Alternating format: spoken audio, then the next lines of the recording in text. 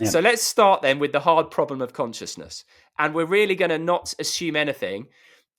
So let's start with what consciousness is, because there are lots of ways of defining it. And most people, the average person in the street might say, well, consciousness refers to whether I'm, for example, awake or asleep. If I lose consciousness, I fall asleep.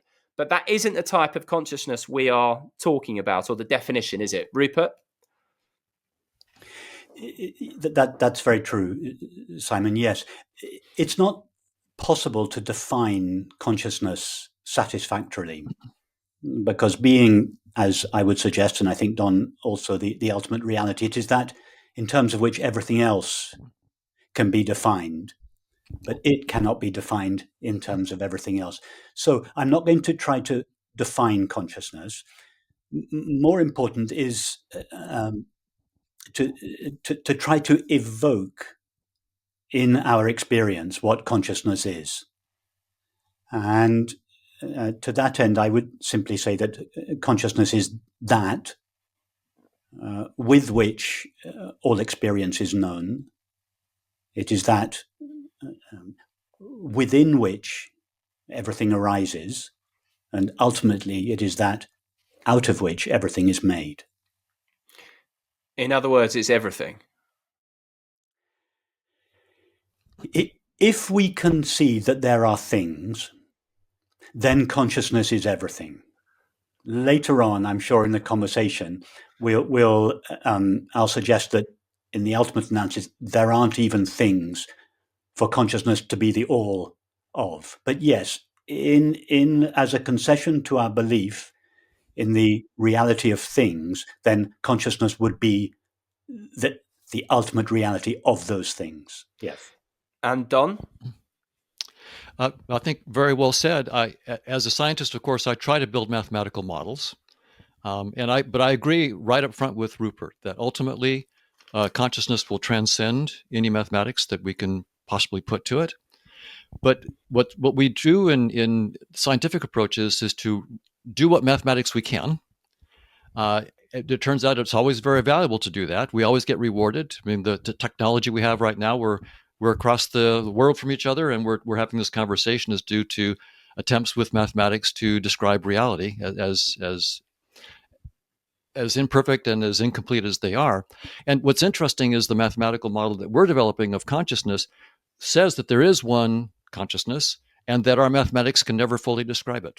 So what I love about our mathematics is that it agrees with Rupert. It says that this mathematical theory says that there is one consciousness, that one ultimate consciousness, and that this mathematics will always, in a very precise way, be inadequate to fully describe that, but it can always do something that's interesting, something that may be practical and may be helpful, and so we can go into that. So I agree with Rupert, but as a scientist, I don't want to just say yes. I mean, at first I agree it transcends any mathematical description. That just follows, in fact, from Gödel's incompleteness theorem. So there is no scientific theory of anything, of everything. I'll put that. There's no scientific theory of everything. On the other hand, what we find is we're rewarded for doing the scientific theories of what we can do. And as long as we're humble and we recognize that this is just the next baby step, it's not the final theory of everything, then we're good. So I'm looking forward to the next baby step, but I absolutely agree with Rupert that the ultimate goal transcends what science can do. And we're going to talk about your theory and indeed about Gödel's incompleteness theory, which I want you to explain in simple terms. But again, just to bring it back to the hard problem of consciousness, and I've seen your TED talk, Don, where you basically say it's analogous to the genie in the bottle. And in its simplest form, it means how experience rises from matter. But basically, we're no closer to explaining the hard problem of consciousness than we were hundreds of years ago even. Is that right, Don? Yes. So most of my colleagues, and these are good friends and brilliant colleagues who are working on the hard problem of consciousness, are physicalists. So they assume that space and time and physical objects are fundamental, and that certain physical objects, for example, brains and neurons, or complex systems, maybe an artificial intelligence, that have the right kind of complexity will somehow give rise to conscious experiences. So it's a physicalist framework in which space-time is fundamental. It's been around for 13.8 billion years, and early on there was only energy and then matter, and then eventually after billions of years maybe life, and then who knows how much longer later consciousness emerged from those the more advanced life forms.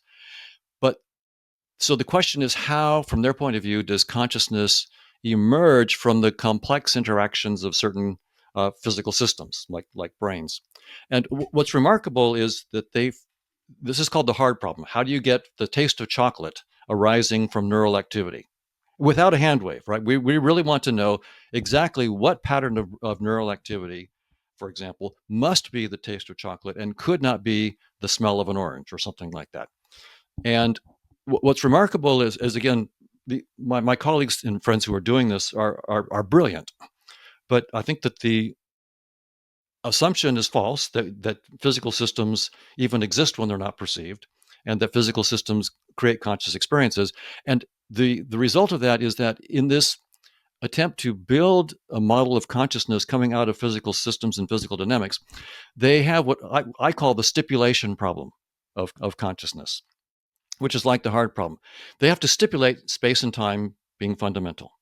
They have to stipulate physical systems like brains, and then they have to stipulate particular patterns of activity in those systems, like integrated information or some kind of global workspace or orchestrated collapse of neuronal microtubule quantum systems.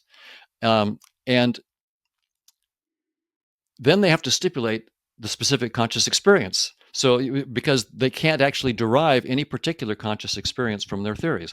So there's not a single scientific theory today that can say this pattern of, say, of integrated information or orchestrated collapse of quantum states must be the taste of vanilla.